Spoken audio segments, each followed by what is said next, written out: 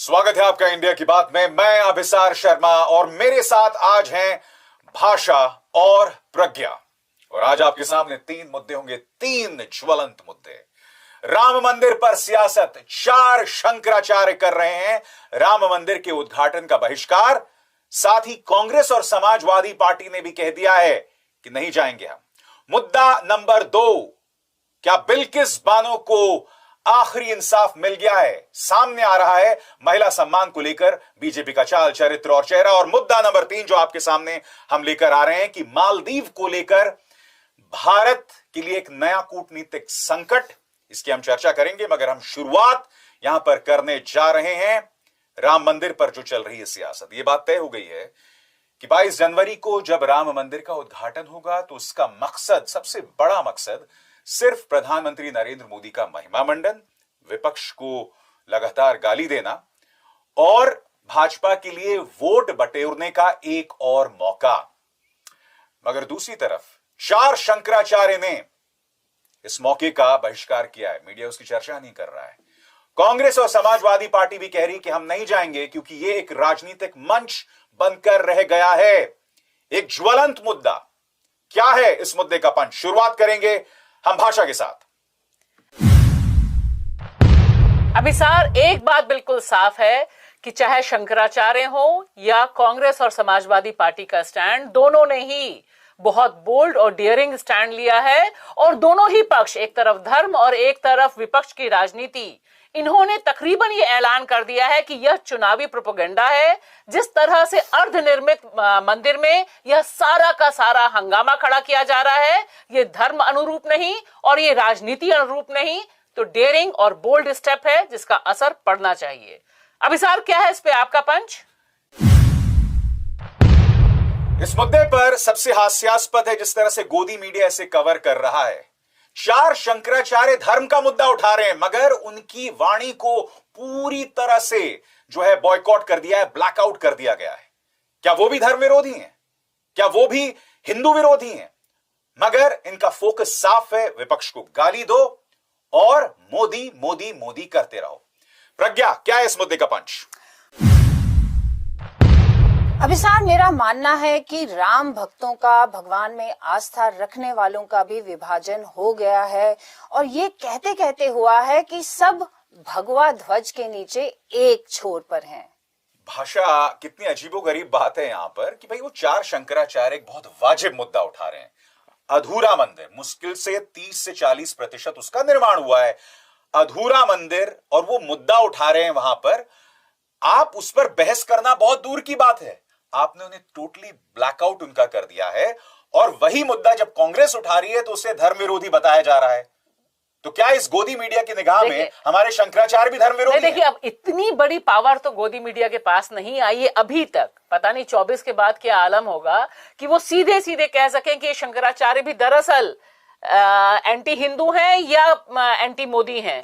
क्योंकि यहां देखिए, जो शंकराचार्यों ने स्टैंड लिया है, जिसमें 2 ने पब्लिकली बोला है, बहुत साफ उन्होंने अपना एजेंडा किया है। उन्होंने कहा ऐसी हड़बड़ाहट क्या थी, आप मंदिर पूरा बनने देते, उसके बाद आयोजन होता, क्योंकि कोई प्रेसिडेंस नहीं है कि आधे मंदिर में इस तरह से मूर्ति की प्राण प्रतिष्ठा हो। और दूसरी तरफ आप देखिए कि सबसे आसान है कांग्रेस और राहुल गांधी को एंटी हिंदू, एंटी नेशन तक कह देना, जिसका एक बहुत बड़ा माइलेज इनके पास है। लेकिन मुझे लगता है शंकराचार्यों के बाद जिस तरह से कांग्रेस और समाजवादी पार्टी ने स्टैंड लिया है, उससे एक मैसेज आएगा। बहुत बड़ा जोखिम है अभिसार, क्योंकि हम सब जानते हैं कि विपक्ष की क्या हालत है और ये जो महान गोदी मीडिया है ये किस तरह से बैटिंग करता है। इस विपक्ष को ही और ज्यादा डीह्यूमनाइज, उसको और ज्यादा बुरा चेहरा दिखाने के लिए इतना बड़ा जोखिम ठीक 2024 से पहले भाषा यहां पर कि कांग्रेस ने और समाजवादी पार्टी ने एक बहुत जोखिम भरा कदम उठाया है। क्या आपको लगता है कि पार्टी के नेताओं को कम से कम 22 ना सही 23 तारीख को जाकर राम मंदिर में जाना चाहिए? अगर कोई प्रवेश ना भी करने दे, कम से कम अयोध्या पहुंचे, शो ऑफ स्ट्रेंथ दिखाएं, ये बताएं। क्योंकि देखिए, प्रोपेगेंडा का जवाब तो आपको एक्शन से लेना पड़ेगा ना, जो आपको जमीन पर दिखाई दे। वो क्या एक्शन लेना चाहिए? क्योंकि देखिए मुझे लगता है ये दोनों पॉलिटिकल पार्टीज ने और खासतौर से कांग्रेस ने जो बयान जारी किया वो बहुत पॉलिटिकली मैच्योर जवाब है। उन्होंने बिल्कुल साफ कहा कि करोड़ों भारतीयों के आराध्य हैं राम, और इससे किसी को मुझे लगता है यहाँ पे कोई विवाद का मसला ही नहीं है। उन्होंने सिर्फ और सिर्फ 22 तारीख वाले आयोजन पर सवाल उठाया है, और निश्चित तौर पर, क्योंकि इसके बाद वे कभी भी जाने के लिए आजाद हैं, कभी भी जा सकते हैं, उनके तमाम और नेता जा सकते हैं।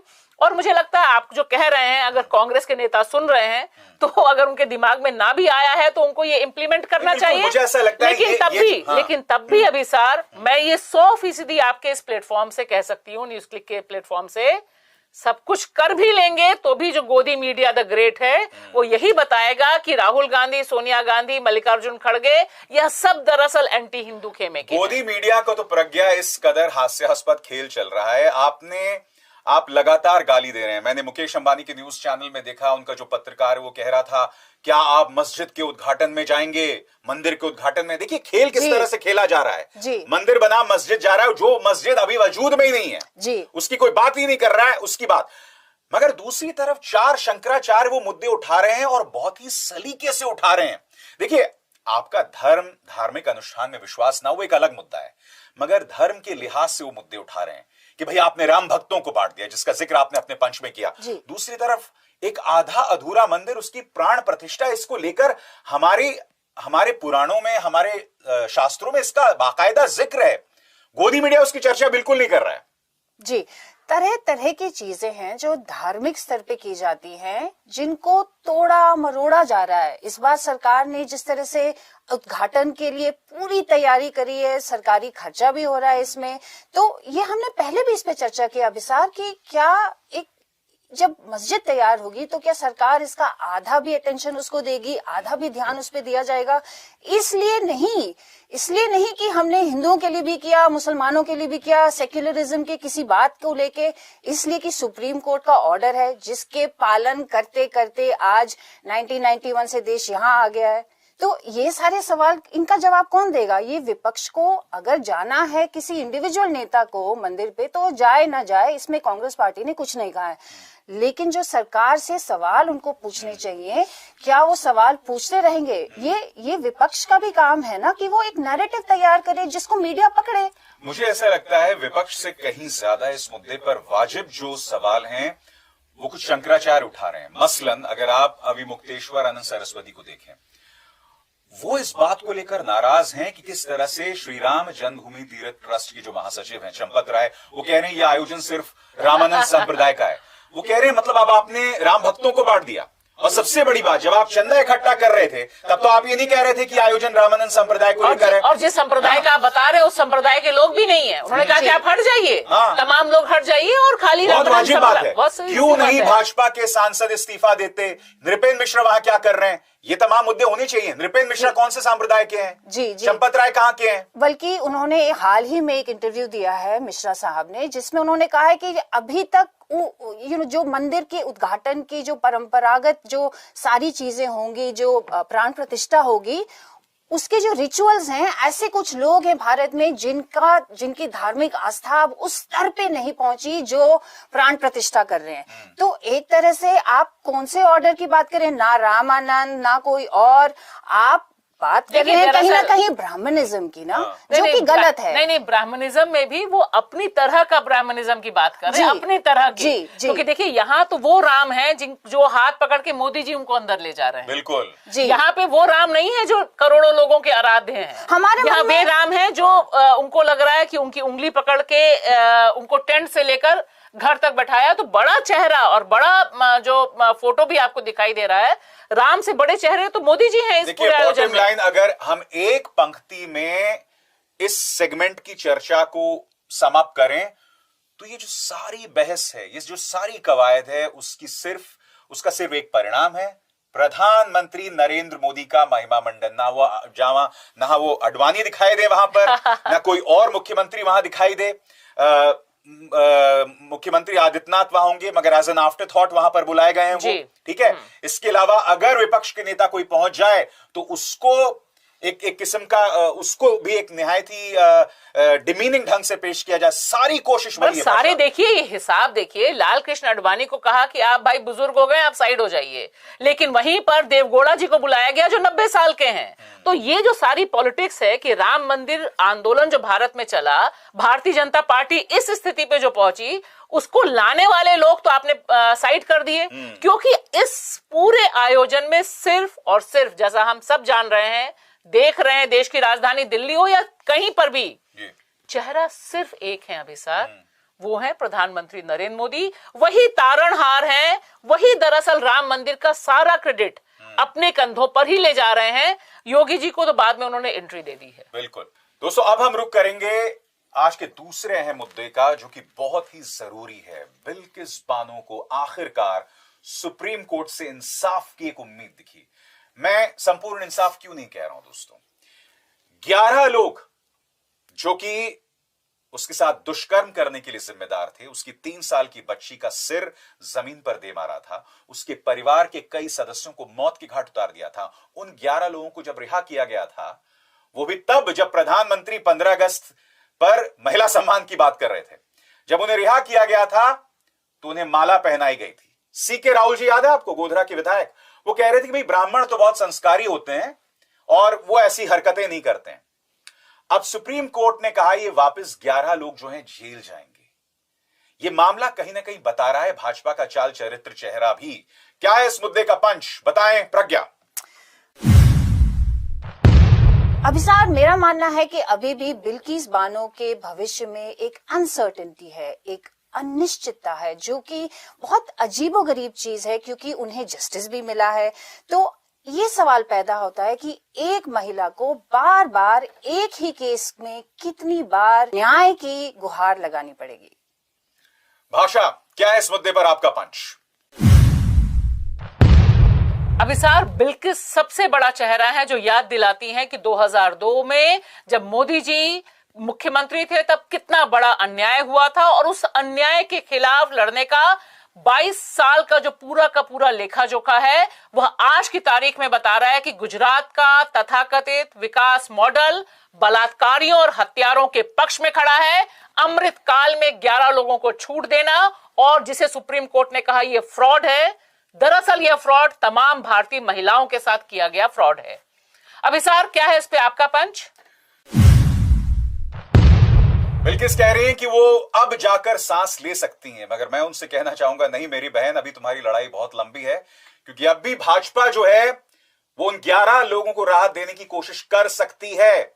महाराष्ट्र सरकार के पास विकल्प है उन्हें माफ किए जाने का। हालांकि वो 11 लोग कहां हैं, उनमें से 9 लोग गायब हैं। ये तमाम मुद्दे हैं जो बता रही है कि जब महिला सम्मान की बात आती है तो भाजपा के दोहरे मापदंड साफ तौर पर दिखाई देते हैं, और वो अक्सर पीड़ित के खिलाफ दिखाई देता है। इतिहास इस बात की गवाह है। भाषा, मैंने देखा कि जब ये मामला सामने उभर कर आया था, जिस दिन सुप्रीम कोर्ट का फैसला था, आप कितने मुद्दे इसमें उठा सकते थे महिला सम्मान को लेकर। मुझे सबसे शॉकिंग लगा उस मुद्दे पर एक चुप्पी थी प्राइम टाइम में जी, उसकी किसी ने चर्चा तक नहीं की। आपके पास एक औरत है जिसके साथ जो ज्यादती, जो टॉर्चर हुआ है, वो अनइमेजिनेबल है, उसकी आप और हम कल्पना नहीं कर सकते। सेरन पैदा होती है जो उसके साथ हुआ था। एक तरफ वो, दूसरी तरफ जब इंसाफ हुआ या होता हुआ दिखाई दे रहा है, तब भी आपको कुछ सवाल उठाने चाहिए थे ना, मगर जो बहुत बुनियादी सवाल, और उसका जिक्र तक नहीं कहीं। देखिए, अब आप एडिटोरियल तक नहीं लिखे गए, प्राइम टाइम तो छोड़िए, एडिटोरियल कितने अखबारों ने लिखे ये भी हमें देखना बहुत जरूरी रहेगा। और मुझे लगता है अभिसार, क्योंकि ऑब्जर्वेशन में ही सही सुप्रीम कोर्ट ने सीधे सीधे कहा कि यह फ्रॉड है, और यह भी कहा कि ऐसा लगता है कि गुजरात सरकार बलात्कारियों और हत्यारों के साथ मिली भगत है उनकी। बहुत स्ट्रॉन्ग शब्द है। आप कल्पना कीजिए कि किसी और राज्य के ऊपर होता तो क्या कोहराम मचा होता।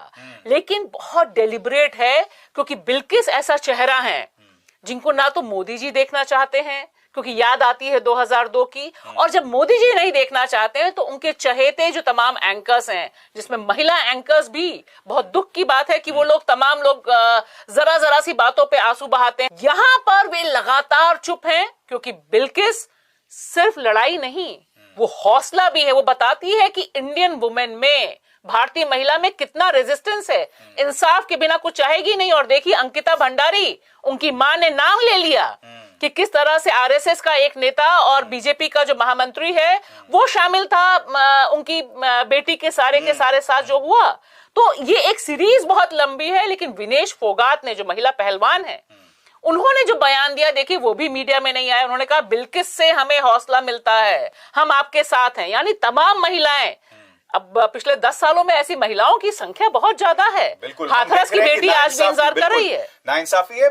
देखिए माफीनामा तो बहुत दूर की बात है प्रज्ञा, भाजपा को जाहिर सी बात है उसका एक इतिहास रहा है महिला सम्मान को लेकर, और आपको पूरे 10 साल खंगालने की जरूरत नहीं, पिछले 2 साल खंगालिए आप, आपको इतनी घटनाक्रम मिलेगी जिसमें खुलेआम महिला सम्मान को लेकर मजाक बनाया गया है। तो स्वाभाविक सी बात है यहां पर प्रज्ञा कि ये एक ऐसा मुद्दा है जो भाजपा पूरी तरह से कटघरे में है। अभिसार, हमको सोचना चाहिए, देश की जनता को सोचना चाहिए कि क्या महिलाओं का इस्तेमाल हो रहा है पॉलिटिक्स के लिए। जब उनको गुजरात के इलेक्शन से पहले छोड़ा गया, उनको एमनेस्टी एक तरह से दी गई, तो क्या उसका कुछ फायदा हुआ भाजपा को? बिल्कुल हुआ, छप्पर फाड़ जी ना गुजरात में। जी तो मुझे तो ऐसा लगता है प्रज्ञा कि ये करारा तमाचा सभ्य समाज पर है। अगर भाजपा को ये लगता है कि इस तरह से बलात्कारियों का साथ देकर, हत्यारों का साथ देकर उसे फायदा मिल रहा है जी, और जनता ये नहीं समझ रही है, मुद्दा ये नहीं कि बिल्किस जो है वो मुसलमान है, अंकिता भंडारी का जिक्र किया ना जी, और सबसे बड़ी बात यही मीडिया मेवाराम जैन का मुद्दा उठाती है, जिसको लेकर जो है, और वो उठना भी चाहिए, it was a shocking case from Rajasthan, मगर आपके सामने बिल्किस जैसा मुद्दा है उस पर आप खामोशी अख्तियार कर लेते हैं। जी, क्योंकि जस्टिस जो होता है वो फाइनल भी होना चाहिए। जस्टिस की सीढ़ी आप हमेशा चढ़ते ही रहेंगे और सांप सीढ़ी का एक खेल बन जाएगा, ये भी सही नहीं है। भाई आपने एक ऐसा रूलिंग देना चाहिए, मान लीजिए कि जो गुजरात सरकार को कहा गया, सुप्रीम कोर्ट ने कहा कि जाइए गुजरात सरकार के पास जाइए, वो डिसाइड करेंगे कि इनको माफी मिले या ना मिले। तो भाई सेंट्रल गवर्नमेंट और गुजरात सरकार ये तय नहीं कर पाई क्या कि ये लीगल है कि इलीगल? अब महाराष्ट्र सरकार इसमें अंदर आ गई एक तरह से। तो मतलब जस्टिस एक जगह पे आके रुकना चाहिए। हम ये नहीं कह रहे कि सुप्रीम कोर्ट सही करे, गलत करे, हमारे मतलब का करे या ना करे, पर कहीं ना कहीं पे ये रुकना चाहिए ताकि एक महिला बार बार हमेशा लड़ती ना रहे एक ही चीज पे। वो बहुत दुख दे भाषा, क्या ये वाकई जिस उम्मीद के साथ जो बयान आया है बिल्किस का कि अब मैं सांस ले सकती हूँ, मैं उसे बहुत ही ज्यादा, जैसे कहते हैं ना, स्केप्टिसिज्म के साथ देख रहा हूं। मैं कुछ बहुत ज्यादा आशावादी नहीं उनके उस बयान को लेकर, क्योंकि हमारे सामने एक ऐसी सरकार है जो बहुत बेहूदगी से, आपको याद है शैलेश भाई भट्ट उन 11 में से एक व्यक्ति है, उसे सम्मानित भाजपा के दाहोद सांसद ने किया। लिमखेड़ा के विधायक वहां मौजूद थे, वही लिमखेड़ा जहां पे ये गैंगरेप और हत्याएं बिल्कुल। और आपको याद होगा नरोड़ा पाटिया के जो एक अक्यूज थे, उसकी बेटी को टिकट दिया गया। भाजपा यहां पर दंगाइयों को सम्मानित करने को लेकर राजनीति मानती है। तो क्या वाकई ऐसे में और देखिए मुझे लगता है, देखिए एक चीज मुझे लगता है कि जिस तरह से 11 लोगों को छोड़ा गया, और वह भी आजादी के अमृत महोत्सव वाले दिन छोड़ा गया, 15 अगस्त था, हमें नहीं भूलना चाहिए। तो एक मैसेज बहुत क्लियर दिया गया कि जो बलात्कारी हैं, जो हत्यारे हैं, वो अगर उनके बारे में जो बीजेपी की सोच है वो बहुत क्लियर है। और ये सिर्फ इन 11 के साथ नहीं, राम रहीम के साथ भी है। वो एक रेपिस्ट है, हत्यारा है, कन्विक्टेड है। लेकिन आप देखिए जैसे ही गुजरात में, हरियाणा में चुनाव होते हैं, राजस्थान में चुनाव होते हैं, वो पैरोल पे रिहाई नहीं होते। सारे लोग वहां जाके उनके चरण वंदना करते हैं, वोट के लिए करते हैं। यानी एक मैसेज बहुत क्लियर है कि भाजपा का जो चाल चरित्र और चेहरा है, उसमें बलात्कार और हत्या दोनों से उनको कोई गुरेज नहीं है, इनको करने वालों से कोई गुरेज नहीं है, उनको प्रमोशन मिलता है। सबसे बड़ी बात भाषा, आप जानते हैं महिला सम्मान को लेकर सबसे ज्यादा राजनीति अगर किसी ने की है तो वो भाजपा ने की है। बहुत हुआ नारी का अपमान, अब की बार मोदी सरकार बेटी पढ़ाओ बेटी बचाओ, किनसे बचाओ वो भी हमें दिखाई दे रहा है। आजाद भारत के इतिहास में महिला सम्मान को लेकर एक राजनीतिक हथियार किसी ने नहीं बनाया, मगर सबसे ज्यादा महिला सम्मान के लिए अगर कोई घातक रहा है तो वो भाजपा की राजनीति, कम से कम ये तथ्य बता। और कम से कम जिस तरह का साइलेंस है, मैं तो सोच रही थी कि स्मृति ईरानी जी क्या पता कुछ बोल दें यहाँ पर, लेकिन निश्चित तौर पे हम जानते हैं कि नहीं बोलेंगे। लेकिन दिक्कत यहाँ पर यह है कि इतना बड़ा फैसला जिसमें गुजरात सरकार उसकी भूमिका कटघरे में है, और आप ये भी ना भूलिए कि इसमें यह भी बात है कि गृह मंत्रालय से जो परमिशन मिली वो भी फ्रॉड के आधार पर है। लेकिन आप देखिए कोई पब्लिक परसेप्शन आउटरीच, क्योंकि निर्भया पर हमने देखा था, हम सब जर्नलिज्म में उस समय भी थे, किस तरह से एक कैंपेन चला था, किस तरह से लोगों तक पहुंचने का काम किया था, लेकिन बिल्किस पर चुप्पी है। बिल्कुल। और मेरे ख्याल से हमें सलाम करना पड़ेगा प्रोफेसर रूपरेखा वर्मा जैसी प्रोफेसर्स का, जिनकी कोशिशों के चलते बिल्किस को ये इंसाफ मिला। शोभा गुप्ता जो वकील थी, या फिर रेवती लॉल पत्रकार, सुभाषिनी अली, उनकी मैं बात करने वाला था, महुआ मोइत्रा ने भी जो कोशिश की, मेरे ख्याल से सलाम इन महिलाओं को भी, क्योंकि अगर ये ना होती तो बिल्किस को ये जो आंशिक उम्मीद, मैं आंशिक बार बार कह रहा हूं क्योंकि मुझे लगता है अभी रास्ता और लंबा है, तो इन 4 महिलाओं को, 5 महिलाओं का हमें सलाम करना चाहिए निश्चित तौर पर। बिल्किस का जो हौसला है और जो लड़ाई है वो तो मुझे लगता है एक बिल्कुल प्रतीक है आगे। बिल्कुल, इसमें कोई दो राय नहीं है कि ये सो कॉल्ड ऑपोजिशन की महिलाएं बन के आगे बनी। उन्होंने जितनी उनके पास ताकत थी छोटी बड़ी, बिल्कुल उसकी आवाज बुलंद करी, उसको हौसला दिया। और शायद आप सही कह रहे हो अभिसार, उनको फिर इस हौसले की जरूरत पड़ सकती है। मैं इतना ही कहना चाहूंगा, ये क्या महज इत्तेफाक है कि जब हमारी महिला पहलवान संघर्ष करती हैं, और ये ना भूलें दिल्ली पुलिस की चार्जशीट में है कि बृजभूषण ने उनके साथ क्या क्या किया। आज तक बृजभूषण जो है वो छाती चौड़ी करके घूमता है, कोई कार्रवाई नहीं। याद कीजिए जम्मू में 8 साल की बच्ची के साथ दुष्कर्म और फिर उसकी हत्या कर दी जाती है मंदिर के अंदर, और जो दुष्कर्म को अंजाम देने वाले लोग थे उनके पक्ष में 2 भाजपा के मंत्री रैली निकालते हैं। हाथरस रातों रात बिटिया का शव पेट्रोल छिड़ककर जला दिया जाता है।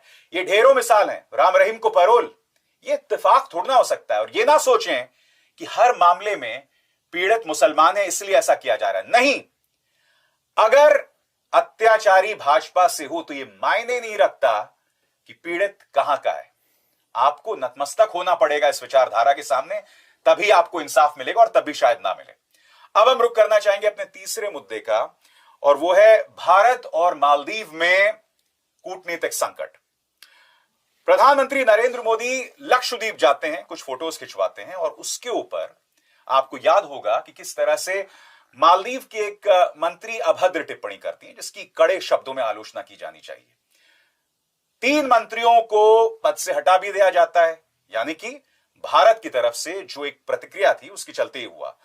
मगर उसके बाद जिस तरह से मामले को बढ़ाया गया, बुकिंग्स कैंसिल की गई, तमाम बॉलीवुड के जो लोग थे वो सामने आ गए, ट्वीट करने लग गए। ये बात अलग है कि जब वो लक्षद्वीप के समर्थन में कह रहे थे तो तस्वीरें जो थी वो मालदीव की इस्तेमाल की जा रही थी। ये जो पूरा मामला था वो बहुत ही इमेच्योरली क्या हैंडल किया गया। क्या इस मुद्दे का पंच, बताएं भाषा। अभिसार, पागलपन की इंतहा है कि आप किसे दुश्मन मान रहे हैं, क्यों मान रहे हैं, और किस तरह से बायकॉट मालदीव से लेकर बायकॉट मेक माई ट्रिप तक जो पूरा का पूरा पागलपन सोशल मीडिया पे चला, और जिसमें तमाम नामी गिरामी लोग, तमाम एंकर्स सर्जिकल स्ट्राइक से टूरिज्म स्ट्राइक तक की बेहुदा बात कर रहे थे। इससे लगता है कि जो विवेक है उसे साइड करके एक नॉन इशू को इशू बनाना, ताकि इंपॉर्टेंट इशू गायब हो जाए, सिर्फ और सिर्फ पागलपन और पागलपन पागलपन। अभिसार, क्या है इस पे आपका पंच? इस मुद्दे पर मेरा पंच ये था कि जो इसमें टूल किट जारी हुआ था वो भारत के राष्ट्र हितों के खिलाफ था। आप बॉलीवुड के तमाम सितारों को ले आते हैं, ये बात अलग है कि वो आधी अधूरी तैयारी के साथ उतरते हैं। वो लक्षद्वीप के समर्थन में तो कहते हैं, मगर तस्वीरें इस्तेमाल होती हैं मालदीव की। दूसरी तरफ मैं नहीं भूला हूं कि इंडिया टुडे की एक रिपोर्टर जो है वो पहुंची थी, वहां से रिपोर्टिंग कर रही थी। पूरा जो 2 रुपल्ली ट्रोल तंत्र है वो उस पर हमला बोलना शुरू कर देता है। यानी कि ये भारत की साख को क्या क्या बना रहे हैं, what are they presenting India as. Pragya, क्या है इस मुद्दे का पंच? अभिसार, भारत को क्या फायदा क्या नुकसान ये वक्त बताएगा, लेकिन क्या डिप्लोमेसी जो है, कूटनीति सरकार कर रही है या ट्विटर पे कुछ ट्रोल कर रहे हैं, ये एक सवाल बहुत बड़ा हमारे सामने अब फिर से खड़ा हो गया है। कूटनीति का तकाजा होता है भाषा कि आप जब एक साल 2023 में जी रहे हैं, जहां दुनिया हर गुजरते वक्त के साथ उसमें ध्रुवीकरण हो रहा है, पोलराइजेशन बढ़ रहा है, तो आपको अपने स्ट्रैटेजिक पार्टनर्स बढ़ाने होते हैं, दोस्तों की जरूरत है, दोस्तों की जरूरत होती है। आप क्या कर रहे हैं? देखिए, नेपाल, लंका, भूटान, पाकिस्तान तो पहले से ही है, और अब बिल्कुल श्रीलंका की बात मैंने की है, उसके अलावा अब मालदीव। ये हर देश आज की तारीख में चीन का दबदबा इन तमाम देशों में बढ़ता दिखाई दे रहा है। अरे ये कैसी कूटनीतिक सोच है? किसने एस जयशंकर को विदेश मंत्री बनाया हुआ है कि आप अपने पड़ोसियों को नाराज करें, बेतुके मुद्दे को बवाल बनाएं और अपने संबंध खराब करें ताकि वो चीन की गोद में जाके बैठ जाएं? और सबसे बात जो जरूरी बात है कि हम जब बात कर रहे हैं वसुधैव कुटुंबकम की, हम बात कर रहे हैं कि हम ग्लोबल लीडर हैं, हम ही देश को और दुनिया को आगे बढ़ाने की बात कर रहे हैं, उसमें इतनी छोटी छोटी मुद्दों को इस तरह से बढ़ाना। और मेरा कहना है अभिसार, मालदीव्स कहां और भारत कहां? बिल्कुल, मतलब कोई कंपैरिजन है? 6 लाख लोगों की आबादी है वहां पर मालदीव्स की, उसकी आप जीडीपी देखिए, भारत की जीडीपी देखिए, उसका एरिया देखिए, भारत का एरिया देखिए, कोई कंपैरिजन? अरे सोच के तो वार करो भाई, किस पे वार कर रहे हो तुम और किसको प्रमोट कर रहे हो? अगर सारे भारतीय लक्षद्वीप ही चले जाएंगे तो लक्षद्वीप बेचारे का क्या होगा? उसको थोड़ा सुरक्षित सुंदर बने रहने दो, क्योंकि वहां पर इस तरह का पागलपन नहीं है। और आप कम से कम बात करते समय इंटरनेशनल रिलेशंस में हम भी सोचते हैं ना कि किससे हम कैसे डील करेंगे, किसका क्या कद होगा, लेकिन यहां तो ट्रोल आर्मी और द ग्रेट एंकर्स की जो टीम है, बायकॉट टूरिज्म, मतलब बायकॉट मालदीव्स के साथ साथ उन्होंने सर्जिकल स्ट्राइक से इसकी तुलना की कि टूरिज्म में स्ट्राइक किया मोदी जी ने। तो मेरा ये मानना है कि मोदी जी हैं तो ये सारी चीजें बहुत ज्यादा मुमकिन है कि अब यही लोग डिप्लोमेसी भी चलाएंगे और यही लोग टूरिज्म भी चलाएंगे। नहीं, देखिए, इससे मुझे ऐसा लगता है कि जैसे मैं बार बार कह रहा हूं, उस मंत्री ने जो कहा वो वाहियात था जी, और उसकी आलोचना भी की जानी चाहिए, उन्हें पद से हटा दिया गया जी। कूटनीति में आप हर जगह सर्जिकल स्ट्राइक थोड़ना करते हैं। और सबसे बड़ी बात, एक देश को, खासकर इस देश का जो इतिहास रहा है, आपको बड़ा दिल दिखाना चाहिए। आप इस तरह की हरकतें करते हुए, और खासकर जिस तरह से बॉलीवुड एक रट्टू तोते की तरह नाच रहा था, आप एक इनसिक्योर देश की तरह दिखाई दे रहे थे। ठीक है, देखिए अभिसार, बहुत सारे धन दौलत वाले लोग मालदीव्स जा चुके हैं, छुट्टियां काट के आ चुके हैं। मैं आपको बता दूं, अक्षय कुमार एक ही हफ्ते पहले मालदीव गए थे और फिर वो बता रहे थे कि साहब मालदीव नहीं, मैं तो लक्षद्वीप को बढ़ा देता। कौन सा बॉलीवुड का सितारा इंडिया में छुट्टियां मनाता है? जी, मुझे तो आज तक दिखाई नहीं दिया। मैं तो पिंक विला भी देखता हूँ, बॉलीवुड हंगामे देखता हूँ, ये सब छुट्टियां मनाते हैं फॉरेन में। जी, कब प्रमोट करते हैं इंडियन टूरिज्म को? ये बिल्कुल, जब मोदी जी का टूल किट आ जाता है तब प्रमोट करते हैं, वहीं की फोटो लेकर। अभिसार, एक और चीज है, मैं ट्विटर पे काफी कम समय बिताती हूँ, लेकिन जब ये मालदीव वाला हुआ तो मैंने थोड़ा सोचा कि देखती हूँ भाई, ये तो ट्विटर पे ही हो रहा है सारा कुछ डिप्लोमेसी। तो जो मालदीव के आम जनता है, वहां के जो टूरिज्म प्रमोटर्स हैं और जो आम जनता है और उनके काफी सारे नेता, वो सब भारत का पक्ष ले रहे थे। तो जो ट्विटर आर्मी थी उसको भी कहीं ना कहीं सोचना चाहिए था ना कि हम अपनी तमीज ना खो दें, क्योंकि मालदीव के कुछ लोगों ने, नेताओं ने बदतमीजी करी है। आखिरकार भारत सरकार पे भी ये कहीं ना कहीं दायित्व आता है ना कि वो लोगों से कहे कि भाई शांत रहो, हम देख रहे हैं, हमारा कोई नुकसान हम देश का होने नहीं देंगे। हो रहा है ना प्रधानमंत्री लगातार आप दिखा रहे हैं लाइफ जैकेट पहने हुए समंदर में डुबकी खाते हुए। और मुझे लगता है it boils down to one thing भाषा, कि भारतीय जनता पार्टी जो है ना, वो एक विक्टिमहुड, एक पीड़ित कॉम्प्लेक्स में जीती है। यानी कि हमें गालियां पड़ रही हैं, 10 साल हो गए नहीं साहब, हमें गालियां पड़ रही हैं, हमें 3-3 किलो गालियां रोज पड़ती हैं। It boils down to that कि आपको हर बार एक विक्टिमहुड कॉम्प्लेक्स खेलना है, पीड़ित खेलना है, कि आप इसी के साथ नहीं, और इसी के साथ आपको हर समय एक दुश्मन चाहिए। तो सवाल है कि इसमें भी उन्होंने एक दुश्मन तलाश लिया, और वह दुश्मन ऐसा था अभिसार, जो बेचारा इतना छोटा सा है, जरा सा दिखाई देता है मालदीव्स, और उसमें आपको बहुत आसान रास्ता मिल गया कि बिल्किस पे फैसला आ रहा है, तब भी हम ट्विटर पे ट्रेंड चलाएंगे, एक्स पे ट्रेंड चलाएंगे, बायकॉट मालदीव, और इसी बहाने आप तमाम और बिजनेस इंटरेस्ट, मुझे तो लगा बेचारा मेक माई ट्रिप क्यों बायकॉट हुआ, कहां से बाइकआउट हुआ? एक तो ये बॉयकॉट का प्रज्ञा, वह पठान, मुझे याद आया कि आपका शो और हम सब लोगों ने मतलब बाइकआउट पठान से लेकर बाइकआउट मालदीव। नहीं वही नहीं भाषा, अगले दिन प्रज्ञा जी बॉयकॉट मालदीव्स हो गया, उसके बाद अगले दिन था बॉयकॉट नेटफ्लिक्स। मतलब मैं कह रहा हूं हम क्या बना रहे हैं खुद को भाई, आप क्या बना रहे हो खुद को? बॉयकॉट नेशन बन के रह रहे हो आप कहां से कहां पहुंच गए हो? बिल्कुल, एक ना एक दिन बही खाता जो है उसकी बैलेंसिंग करनी पड़ेगी, क्या मिला क्या खोया। तो तब आप क्या कहिएगा कि हमने खूब लड़ाई करी, ऐसे ही लड़ते रहे, क्या मिला क्या नहीं मिला हमने सोचा ही नहीं। डिप्लोमेसी आखिर दो देशों के बीच के रिश्ते की बात है ना। तो आप सबसे लड़िएगा, ऐसे फालतू में लड़िएगा, जनता ही लड़िएगा, तो आपको कुछ मिला या नहीं इसके लिए कोई रुकेगा नहीं। तो नहीं, ये लेकिन सवाल यहाँ जवाब पे ना हो। तलवार भांजने की एक ट्रेनिंग हो जाती है अभिसार, मुझे लगता है, और दूसरी तरफ एक नफरत फैलाने का टूल किट हो जाता है कि हम किसी भी मुद्दे को पेश कर देंगे और इस पे लोग उतर जाएंगे, बॉलीवुड सितारे, क्योंकि वो तो सब काउंट्स हो रहे हैं ना कि किसने कितने बैटिंग की, कौन कहां ज्यादा स्कोर कर पाया। तो आप देखिएगा सारे लोग स्कोर करने में आगे बढ़ के किरण रिजिजू करते हैं मालदीव की फोटो। ये बॉलीवुड के जो सितारे हैं, माफ कीजिएगा कड़े शब्दावली का इस्तेमाल कर रहा हूं, ये लोग इतने बड़े कायर हैं, इनके मुंह से मणिपुर पर कभी कुछ नहीं निकलेगा, बिल्किस पर कुछ नहीं निकलेगा।